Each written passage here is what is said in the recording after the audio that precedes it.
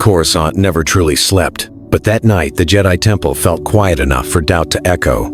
Ahsoka Tano returned from the front lines bruised and exhausted, and she found Anakin Skywalker alone in a dark corridor, staring out at the city.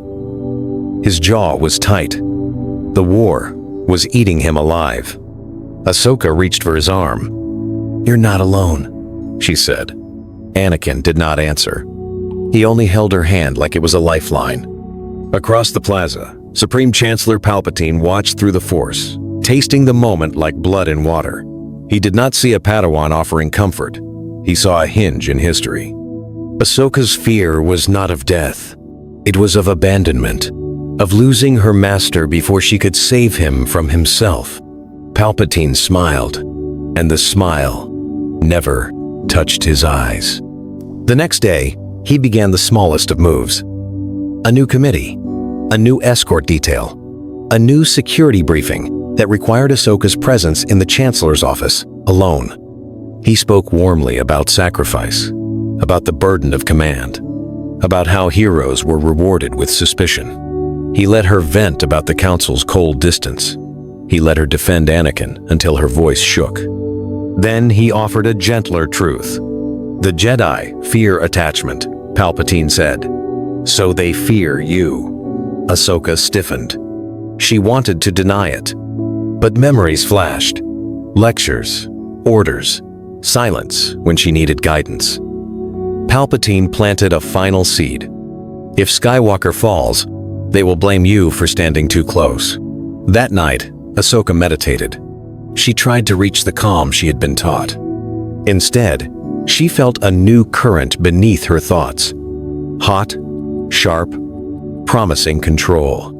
In the Chancellor's shadow, the Sith Lord marked her as his future blade and set the trap that would take her from the temple.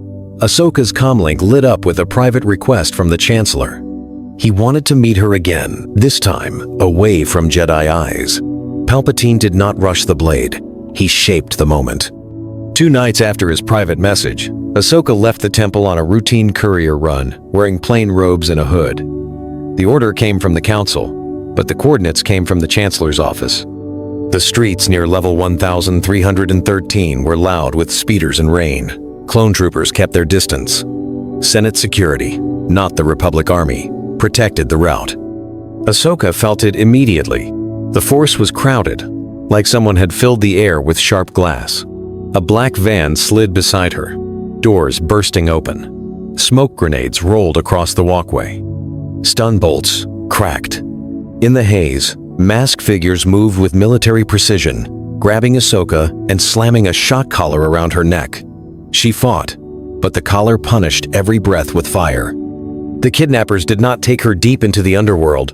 They took her to a sealed maintenance bay under the Senate complex.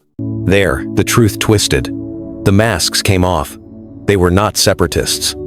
They were paid men, bought with credits and fear, led by a single silent bodyguard in red. Ahsoka tried to reach her comlink. It was dead. Above, Palpatine triggered his second move. He alerted the Jedi late, then insisted the Senate handle the crisis first. The Council argued. They hesitated. They sent no one. Hours later, the bay doors opened. Palpatine entered with 2 guards and a calm, fatherly face. With a gesture, his red guard cut the collar loose. "I'm sorry," Palpatine said softly. "I tried to stop this." Ahsoka stared at him, shaking. "The Council. They didn't come." Palpatine lowered his voice. "They calculated. They always do. They would sacrifice you without blinking." And in that cold space, Ahsoka believed him. Outside, the city roared. Her old life felt distant. Palpatine offered his hand like it was safety itself. Ahsoka hesitated, then stepped closer, not realizing the Jedi were already searching the wrong shadows. By dawn, Ahsoka was back inside the temple, but nothing felt like home. Masters met her in the council chamber, not with relief, but with questions sharpened into accusations. Where had she gone? Why had her comlink failed? Why had Senate security been in charge? Ahsoka told them the truth. She described the smoke, the shock collar, the red-clad guard, and the Chancellor's sudden arrival, she expected outrage. Instead, she felt the room close. Mace Windu's eyes narrowed. Ki-Adi-Mundi spoke of coincidence. Yoda warned her not to let fear shape her memories. Anakin stepped forward, voice tight. He said she would never lie. The council thanked him, then ordered him to stand aside. They wanted Ahsoka's report filed, sealed, and forgotten. The next week proved it. They sent her back to the war as a symbol, parading her through briefings to steady nervous commanders. They asked her to calm clone units after brutal losses. They asked her to negotiate with senators who hated Jedi. Every time she raised the same warning that someone inside the Senate had access to Jedi movements, the answer was the same: focus on the mission. Palpatine, of course, praised her resilience in public. In private, his message arrived like a hand on her shoulder. The council had doubted her. The Chancellor had listened. On Felucia, Ahsoka watched clones die because an ambush hit their exact landing point. She felt the pattern, cold and deliberate.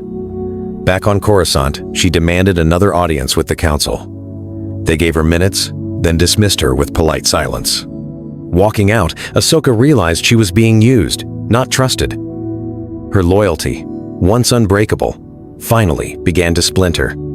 That night, she turned toward the Senate district, and the dark current in the Force welcomed her back, promising answers the Jedi denied. Ahsoka reached the Chancellor's private entrance without thinking. The guards stepped aside as if they had been waiting for her all along. Palpatine received her in a quiet office lit by the city's glow. He did not call her Padawan. He called her Commander. He asked about the dead on Felucia, about the ambush that found her troops, about the Council's silence. Ahsoka tried to stay respectful, but anger slipped into her voice. "They don't hear me," she said. "That is because they cannot afford to," Palpatine replied. "If they admit corruption, their authority collapses." He walked to a sealed cabinet and produced a small, black holocron. The air around it felt heavy, like a storm trapped in a box. Ahsoka's hand hovered, then pulled back. "You feel it," Palpatine said. "The Jedi teach you to fear power. I teach you to understand it." He spoke of a forbidden truth. The Force was not a cage of rules. It was a weapon, and weapons belong to those willing to bear the cost. He did not say Sith. He did not need to. He only asked one question. If Anakin falls tomorrow, will the Council save him, or will they kill him? Ahsoka's throat tightened. Images flashed. Anakin's rage, his sleepless eyes, the way he looked at her, like family. Palpatine leaned closer, voice soft. "You can protect him. You can protect them all. But you must stop asking permission." Ahsoka touched the holocron. It opened with a hiss, spilling red light across her fingers. A whisper slid into her mind, not words, but certainty. Later, back in her quarters, she practiced alone. She reached for calm, found only heat, and pulled it in. A glass vial on her desk lifted, trembled, then shattered. The noise startled her. She almost stopped. Then she remembered the clones on the landing pad, and she kept going. Outside, the temple's lights watched, unaware she had changed. Ahsoka hid the shattered glass and steadied her breathing like nothing happened. Then her private channel flashed again, and Palpatine's message was simple. "Meet me tonight. Come alone." Anakin noticed the change first. Ahsoka stopped laughing in the corridors, stopped asking for advice, stopped meeting his eyes after missions. She trained longer, slept less, and carried silence like armor. He cornered her in the temple hangar beside her starfighter. "Talk to me," he said. "You're disappearing." "I'm fine," Ahsoka answered, too quickly. "The war is changing all of us." Palpatine heard that conversation through the Force, and he turned it into a chain. The next morning, he summoned Anakin to his office and praised his loyalty, then offered a private duty. "Keep her close," the Chancellor said. "She's a target now. Report anything unusual." Anakin left feeling trusted. Ahsoka felt hunted. That night, Palpatine called her to a secure Senate annex. He did not hide the truth. "Skywalker is watching you," he said. "Not by choice. I gave him the task." Ahsoka tensed, anger flashing. "You used him." "I protected you," Palpatine replied. "And I protected my plan." Attachment makes Jedi weak. It also makes them predictable. He placed a data pad on the table. A list of separatist couriers and one meeting time. "Take this," he ordered. "No Jedi team, no questions. If Skywalker follows, you stop him. You cannot serve two masters." Ahsoka stared at the mission, then at the man who spoke like fate. She could warn Anakin, but that would expose her secret. She could refuse, but Palpatine would tighten the leash until Anakin snapped.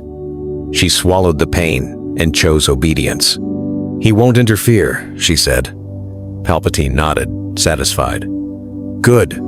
Then prove it." Outside, the temple bells rang for evening meditation. Ahsoka walked past Anakin without stopping, and his face fell as if she had struck him. In the shadows of Coruscant, her next lesson. Anakin followed her anyway, keeping his distance, refusing to let her go.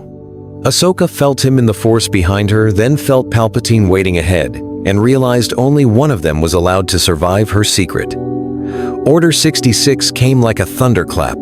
One coded sentence from Palpatine, and every clone in the galaxy turned their rifles on the Jedi. Ahsoka felt the shift before any broadcast reached the temple. Palpatine's private channel lit up with a single command: "Execute the traitors. Secure the future." She walked into the hangar, eyes hard, and took command of the 332nd with the calm of a veteran. "We are under direct order from the Chancellor," she told Captain Rex, watching the certainty in his stare. "The Jedi have betrayed the Republic. We end it fast." Dropships lifted off in waves. Ahsoka led the first strike on a hidden medical station where wounded Jedi were sheltering refugees. She cut power, sealed exits, and used stun grenades first, forcing surrender. When one knight tried to reach for the Force, she answered with a blade to the floor, not the neck.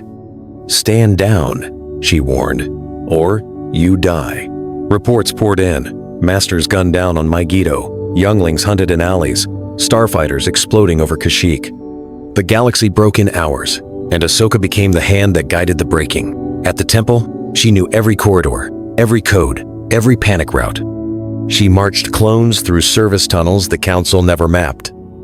She disabled alarms, redirected patrols, and opened the archives for Palpatine's agents.